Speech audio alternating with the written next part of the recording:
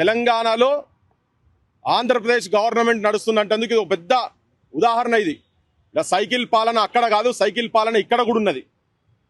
రేవంత్ రెడ్డి ముఖ్యమంత్రి ఉన్నప్పుడు వెంకట్రామ్ రెడ్డికి హైదరాబాద్ నుంచి ఇక్కడికి వెళ్ళి పట్టుకపోయి అక్కడ చంద్రబాబు నాయుడు గవర్నమెంట్లో 3rd డిగ్రీ టార్చరు, ఇటుపక్క 3 పోలీసు వాళ్ళు, అటుపక్క 3 పోలీసు వాళ్ళు కాళ్ళ మీద కూర్చొని తొక్కుడు, నానా బూతులు మాట్లాడి, అమ్మా నా బూతులు మాట్లాడు రేవంత్ రెడ్డి పాలన. అందుకే చెప్పాను రజాకార్ రేవంత్ నాయుడు, ఈయన రేవంత్ రెడ్డి కాదు రేవంత్ నాయుడు అని.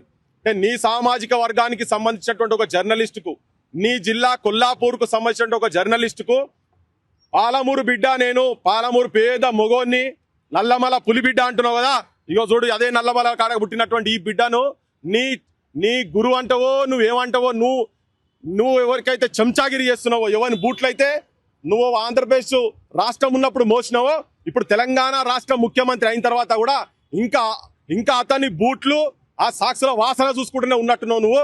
ఇగో ఈ జర్నలిస్ట్ని తీసుకొని అక్కడ దాకా తీసుకుపోయి దేనికి, ఏదో అభ్యంతరకరమైన మాటలు మాట్లాడిండు అని. అయ్యా నీ చంద్రబాబుకు నీకు అంతా నొచ్చితే ఈడ